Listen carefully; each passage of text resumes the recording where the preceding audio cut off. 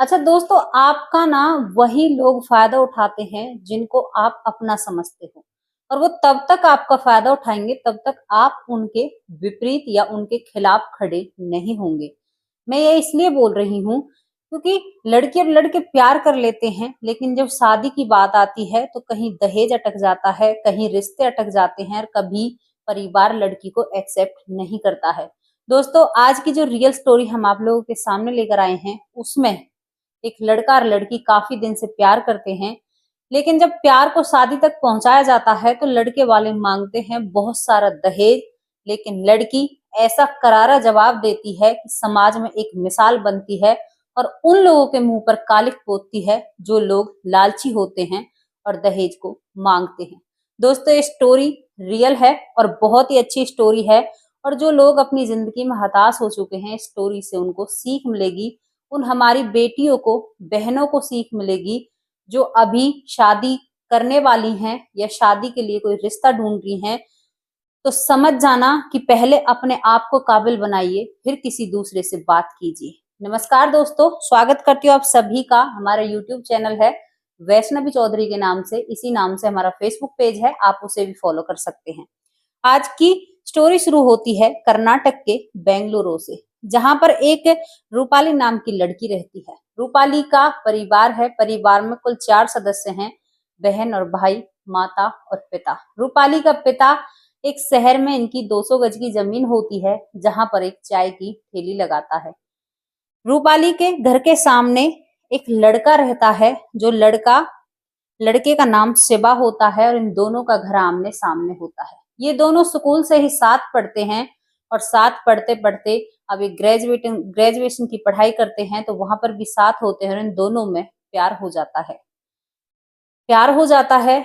दोनों ही एक दूसरे से हर वो बात शेयर करते हैं, और घर वाले भी इस बात को जानते हैं, लेकिन ऑब्जेक्ट इसलिए नहीं किया जाता है क्योंकि इन दोनों के ही कुल या गोत्र कुछ भी नहीं मिला होता है। ये दोनों चाहते हैं, दोनों परिवार की, हाँ हमारे बच्चों की शादी हो जाए, उन्हें रोक टोक नहीं की जाती है। आपको एक जरूरी जानकारी बता दें, ये जो रूपाली है पढ़ने में बहुत होशियार है, और जो शिवा है ये भी पढ़ने में बहुत तेज दिमाग है। अब ये ग्रेजुएशन करने के बाद अब ये बीटेक की तैयारी करते हैं, और दोनों ही, क्योंकि लड़की भी अब सॉफ्टवेयर इंजीनियर बनना चाहती है, मतलब लड़की भी कुछ करना चाहती है, तो लड़की पढ़ाई शुरू करती है आगे की, और लड़का भी करता है। अब यहाँ पर ये दोनों एक फार्म भरते हैं कि भाई, क्योंकि जो रूपाली थी, इसके पिता की हालत इतनी सही नहीं थी कि बेटी को एक बड़ी डिग्री लाकर दी जाए। तो रूपाली अपने घर की स्थिति देखते हुए एक फार्म भरती है, जिसमें अगर वो उस टेस्ट में पास हो जाते हैं तो उसका सरकार की ओर से उसकी पढ़ाई का खर्चा उठाया जाएगा, जो भी वो आगे पढ़ेगी। अब रूपाली और शिवा दोनों ही ये टेस्ट देते हैं, लेकिन दोस्तों किसी कारणवश रूपाली वो टेस्ट क्लियर नहीं कर पाती है, और शिवा टेस्ट क्लियर कर लेता है, और वहां पर अपना कोर्स शुरू कर देता है सरकार की तरफ से। ये चीजें चल रही थी, रूपाली नहीं हो पाती है, लेकिन रूपाली शिवा के लिए मन्नत मांगती है कि जिस दिन शिवा का कोर्स कंप्लीट हो जाएगा और उसे एक अच्छी नौकरी मिल जाएगी, मैं उस दिन ये चढ़ावा चढ़ाऊंगी, ये मेरी मन्नत है। मतलब वो अपने मन में एक बात मांगती है। जब वो अपनी बात को, अब ये जो शिवा है ये अपना कोर्स कंप्लीट कर लेता है, और वहां पर एक कंपनी बच्चों के इंटरव्यू ले रही थी, लड़कों के, तो वहां पर इसका भी इंटरव्यू लिया जाता है, और वहां पर इसको 10 लाख का पैकेज, जो सैलरी ऑफर था, वो 10 लाख पैकेज से ये जो शिवा है एक कंपनी में जॉब पर लग जाता है। शिवा जो अपनी, जो ये प्रेमिका है रूपाली, इससे रोज बात किया करता था, और अब बात करता है, फोन मिलाता है, क्योंकि शिवा को भी बहुत ज्यादा खुशी थी कि उसने जो मेहनत की है वो मेहनत रंग लाई है। रूपाली से कहता है कि रूपाली, मैं पास हो गया हूँ, इंटरव्यू मेरा सही गया है, और मुझे 10 लाख का पैकेज मिला है। जब रूपाली खुशी के मारे फोन को रखती भी नहीं है और उछलने लगती है, और कहती है कि हाँ भोले बाबा, आपने मेरी सुन ली और मेरा शिवा लग गया, क्योंकि रूपाली सच्चा प्यार शिवा से करती है। रूपाली अपने परिवार को एक खुशी देती है, परिवार भी खुश हो जाता है कि भाई मेरा ही जमाई बनेगा, लड़की का पिता खुश हो जाता है, और ये बातें आगे चलती हैं। अब जो ये शिवा है ये घर आता है, घर आते ही शिवा के माता पिता और रूपाली के माता पिता, इन दोनों की सगाई फिक्स कर देते हैं। सगाई फिक्स हो जाती है दोस्तों। रूपाली इतनी खुश थी कि मानो उसे सारा जहां मिल गया हो। यहाँ पर शिवा भी बहुत खुश रहता है। दोनों ही बहुत सारी बातें किया करते हैं आपस में और इनका टाइम निकलता है। शादी की सगाई हो जाती है, लेकिन यहाँ पर एक जो बात होनी थी वो हो जाती है दो समधियों के बीच में। रूपाली का पिता और शिवा का पिता अब बात करते हैं। शिवा का पिता कहता है रूपाली के पिता से कि भाई मेरा बेटा 10 लाख की नौकरी लगा है और तुम दहेज में क्या दे रहे हो। तो रूपाली का पिता कहता है कि जो मेरे पास है वो मैं दूंगा। तो शिवा का पिता कहता है कि हमें उससे कोई मतलब नहीं है, केवल हमारी नाक न कट जाए। तुम हमें एक बड़ी गाड़ी तो दे ही सकते हो। तो रूपाली का पिता शिवा के पिता की तरफ देखता रह जाता है कि ये व्यक्ति क्या कह रहा है। अरे हम तुम इतने दिन से पड़ोसी हैं। तो रूपाली का पिता कहता है कि देख भाई मेरे पास इतना नहीं है, जितना है मैं अपनी बेटी के लिए जरूर करूंगा। तो अब शिवा का पिता एक बात रखता है। शादी से 4 दिन पहले शिवा का पिता कहता है रूपाली के पिता से कि तुमने क्या क्या खरीदा है, क्या किया है, क्या नहीं, क्योंकि मुझे समाज में अपनी नाक रखनी है। मेरा बेटा इकलौता बेटा है। अगर इसको भी दहेज अच्छे से नहीं मिला फिर हमारा क्या फायदा बेटे को पढ़ाने का, लिखाने का। यहाँ पर एक व्यक्ति अपने बेटे के दाम लगा रहा था। देखने में यही लग रहा है। रूपाली का पिता कहता है कि मैं एक छोटी गाड़ी दूंगा और जो सोफे हैं, मेज कुर्सी जो भी है वो दूंगा, और बेटी के कपड़े लत्ते और गहने जेवर। तो शिवा का पिता कहता है कि नहीं, इनसे बात नहीं बनेगी। तुम एक काम करो, तुम्हारी जो 200 गज की शहर में जमीन है, उस जमीन पे जहां पर तुम चाय बनाते हो उस जमीन को मेरे नाम कर दो। वो कम से कम 65-70 लाख की तो होगी ही। उसी में मेरे काम हो जाएगा और हमारी नाक भी नहीं कटेगी।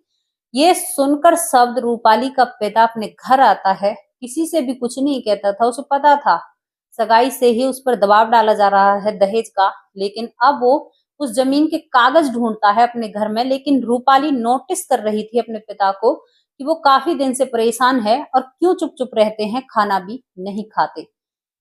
जब ये चीज रूपाली देखती है तो अपने पिता को बिठाती है और उनसे पूछती है कि पिताजी क्या बात है, आप ऐसे परेशान क्यों हो, कि आप मेरी शादी से खुश नहीं हो। जब ये बात होती है तो रूपाली का पिता आंखों में आंसू भर लाता है, कहता है बेटा मैं तुम्हारी शादी से खुश क्यों नहीं होऊंगा।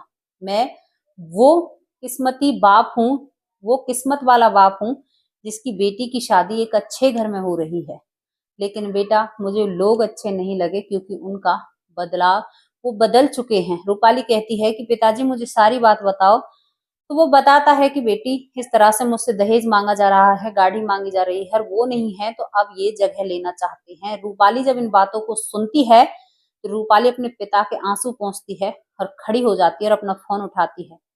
फोन उठाकर शिवा के पास फोन किया जाता है। उससे कह दिया कि तुम्हें शर्म नहीं आती दहेज मांगते हुए, क्योंकि अगर तुम्हें दहेज ही मांगना था तो तुम लोग मुझे पहले बता देते, या तुम मुझे पहले बता देते शिवा तो मैं तुमसे प्यार नहीं करती, या तुम मुझसे प्यार ही नहीं करते। ऐसे लालची लोगों से मैंने क्यों प्यार किया, तुमसे मैंने क्यों अपना टाइम वेस्ट किया, और तुम्हें चुल्लू भर पानी में डूबकर मर जाना चाहिए। जो तुम दहेज ले रहे हो वो भी अपनी सैलरी के हिसाब से, और इन बातों के अलावा वो और भी बातें करती है और गुस्से में फोन काट देती है। उधर शिवा के जो माता पिता होते हैं अब वो टेंशन में आ जाते हैं। जब रूपाली की बातें बेटे के जरिए सुनती हैं तो शिवा का पिता नंगे पांव दौड़ता है रूपाली के घर की तरफ और कहता है हाथ जोड़कर रूपाली से कि बेटी मुझे माफ कर दो, मुझसे जो भी गलती हो गई। अगर तुम अब शादी नहीं करोगी तो हमारी समाज में थू थू हो जाएगी और हमारा मान मर्यादा सब खत्म हो जाएगी। लोग तरह तरह की बातें बनाएंगे, तुम ऐसा मत करो और मेरे बेटे से शादी कर लो। लेकिन रूपाली यहाँ पर साफ शब्दों में मना कर देती है और कह देती है कि मैं उस जगह शादी कर कर नहीं रह सकती जहां पर लोग पैसे का लालच करते हैं। मैंने इस शिवा से प्यार कर कर बहुत बुरा किया। अपने पिता की आंखों में जो मैंने आंसू अबाए हैं उसका तो मुझे ही पता है क्या नहीं है। और रूपाली इन दोनों बाप बेटों को घर से जाने के लिए कह देती है और कह देती है कि भूल जाओ कोई रूपाली नाम की लड़की भी तुम्हारे जीवन में आई थी। 4 दिन दोस्तों शादी को रह जाते हैं और जो शिवा का पिता है वो बुरे से मुंह को लेकर अपने घर की तरफ चला जाता है और रूपाली अब दूसरे दिन उठती है एक नए सवेरे की उमंग में। अपने पिता को उठाती है, कहती है कि आप दुकान पर जाइए, वहाँ पर चाय बनाइए और अपना काम काज कीजिए और मैं अब आगे की पढ़ाई करूँगी। और रूपाली यहाँ से आगे की पढ़ाई करती है। जो फार्म उसका पहले रह गया था, जो उसने पहले इंटरव्यू उसका जिसमें वो रह गई थी, अब दोबारा वो इंटरव्यू देती है और उस इंटरव्यू में अब की बार रूपाली पास हो जाती है। जब रूपाली पास हो जाती है तो अब वहाँ पर रूपाली अपना कोर्स करने के लिए चली जाती है और वहाँ पर रूपाली के दोस्त बनते हैं, एक कार्तिक नाम का और एक और उसकी लड़की दोस्त होती है। वे तीनों ही मिलकर वहाँ पर अपना पूरा कोर्स करते हैं। उसके बाद एक सॉफ्टवेयर बनाते हैं। सॉफ्टवेयर जब वे बनाते हैं तो कुछ कंपनी के लोग वहाँ पर इंटरव्यू लेने के लिए आते हैं बच्चों का, तो उसमें रूपाली भी अपना सॉफ्टवेयर उन लोगों को दिखाती है। उन लोगों को ये सॉफ्टवेयर बहुत पसंद आता है। जब लोगों को सॉफ्टवेयर पसंद आ जाता है तो रूपाली की जो पहली डील थी वो फाइनल हो चुकी थी। रूपाली बहुत खुश होती है अपने दो दोस्तों के साथ। अब धीरे धीरे क्या था कि रूपाली बहुत आगे बढ़ चुकी थी, उस सॉफ्टवेयर से भी और ऊंचे लेवल पर पहुंच चुकी थी, क्योंकि बड़ी बड़ी जो कंपनियां थी वो उसके साथ काम करना चाहती थी, क्योंकि रूपाली माइंडेड लड़की थी और उसका जीवन अब चमकने वाला था। अब रूपाली एक फैसला लेती है, अपने पिता से कहती है कि पिताजी, जहाँ पर अब चाय बनाते हो वहाँ पर अब मैं अपनी कंपनी खोलूंगी। रूपाली वहाँ पर कंपनी खोलती है। कंपनी दोस्तों दिन पर दिन बढ़ती जाती है, क्योंकि रूपाली एक होनहार लड़की थी और वो कंपनी को ऊंचाइयों पर ले जाती है और यहाँ पर देश विदेश के लोग उनके साथ काम करने लगते हैं। अब रूपाली की कंपनी जब बड़ी होती है तो वो कुछ वर्कर अपनी कंपनी में लाना चाहते हैं, तो उनके लिए एक लिस्ट तैयार की जाती है और वहाँ पर जब लोग इंटरव्यू देने के लिए आते हैं तो आप यकीन नहीं करोगे, जो शिवा नाम का लड़का था रूपाली का, जो रूपाली से दहेज मांग रहा था, वो उस कंपनी में इंटरव्यू देने के लिए आता है। जब 2 राउंड, क्योंकि शिवा भी पढ़ा लिखा अच्छा खासा इंटेलिजेंट होता है, तो वो 2 राउंड बहुत झट से पार कर लेता है कंपनी के और अब वो तीसरा इंटरव्यू देने के लिए जाता है रूपाली के सामने। जब वो रूपाली के सामने जाता है तो रूपाली पीठ फेरकर कुर्सी पर बैठी हुई होती है और जब रूपाली अपनी कुर्सी घुमाती है तो शिवा देखकर हैरान हो जाता है। कहता है कि रूपाली तुम यहाँ पर क्या कर रही हो, क्योंकि वो एक ऐसे दायरे में बोलता है क्योंकि बचपन से ही वो दोनों साथ रहे थे। तो रूपाली कहती है कि पहले तो तमीज से बात करो, मैं इस कंपनी की ओनर हूँ और यहाँ पर तुम एक छोटे से काम के लिए आए हो, तो यहाँ पर एक मैडम, एक बॉस और एक नीचे काम करने वाले का क्या लहजा होता है उस लहजे में बात करो। यहाँ पर शिवा चुप हो जाता है कि रूपाली गुस्से में है और अब शिवा का इंटरव्यू चल जाता है और इंटरव्यू में शिवा पास हो जाता है। अब रूपाली केबिन में इसको अलग बुलाती है और इससे कहती है कि सुनो मेरी बात ध्यान से शिवा, जो हमारी शादी थी वो छूट चुकी है। इस बात पर मैं अपनी कंपनी में कोई भी बखेड़ा खड़ा नहीं करना चाहती हूँ और तुम्हें साफ शब्दों में कह देती हूँ कि इस बात पर कोई बहस भी नहीं होगी और मुझे तुम मैडम कहकर बुलाओगे, क्योंकि मैं तुम्हारी बॉस हूँ और इससे आगे हम दोनों में कुछ भी नहीं है। लेकिन शिवा सोचता है कि काश ये मेरी पत्नी होती, अगर मैं उस दिन बेवकूफ़ी नहीं करता तो ये कंपनी मेरी होती। लालच जाग चुका था वहाँ पर भी और रूपाली उसको अच्छे खासे से जानती थी। अब रूपाली के आगे वो गिड़गिड़ाने लगता है, माफ़ी मांगता है, कहता है रूपाली मुझे माफ़ कर दो और चलो हम दोनों शादी करेंगे। तो रूपाली एक थप्पड़ उसको जड़ देती है और कहती है कि बॉस से शर्म नहीं आती, तुम शादी के लिए मुझसे पूछ रहे हो। और अब उसको अच्छे लहजे में रूपाली के जरिए समझा दिया जाता है और अब रूपाली अपने जो साथ का लड़का था जिसके साथ उसने ये ऊंचाइयां पाई थी, कार्तिक, उसके साथ अपनी शादी फिक्स करती है और शादी भी बहुत बड़े तरीके से की जाती है, एक बड़े 5 स्टार होटल में। और सभी को, जो भी कंपनी में काम करते थे, सभी को बुलाया जाता है और यहाँ पर शिवा हाथों में फूल लेकर उनके गिफ्ट देने के लिए जाता है और सोचता है कि शायद मैं इनको नहीं ठुकराता तो शायद आज मेरी जगह वहाँ पर होती। लेकिन रूपाली और कार्तिक अपनी शादी कर लेते हैं, शादीशुदा जिंदगी घर बसा लेते हैं, क्योंकि इन दोनों की बहुत मिलती थी और दोनों ही बहुत अच्छे से रहते हैं।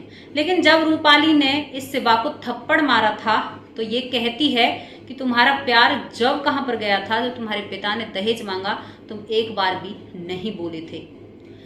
दोस्तों, रूपाली ने अपनी ऊंचाइयों को पाया है, तो हमारा उन बहन बेटियों से ये कहना है कि तुम भी कर सकती हो। अगर तुम्हारे सामने कोई अड़चन आ रही है तो उसके खिलाफ खड़ी हो जाओ, लेकिन पढ़ो लिखो, देश का नाम रोशन करो, अपने परिवार का नाम रोशन करो और दिखा दो कि तुम भी कुछ चीज हो, तुम भी कुछ करना जानती हो, रूपाली की तरह।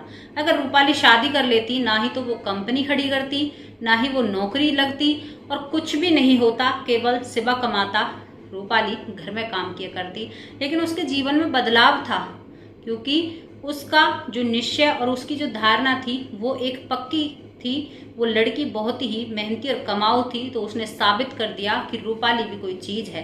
क्या कहना चाहोगे रूपाली के बारे में? अपनी राय कमेंट बॉक्स में जरूर रखना। कल फिर हाजिर होंगे एक और ऐसी ही सच्ची स्टोरी के साथ। तब तक के लिए नमस्कार, जय हिंद, जय भारत।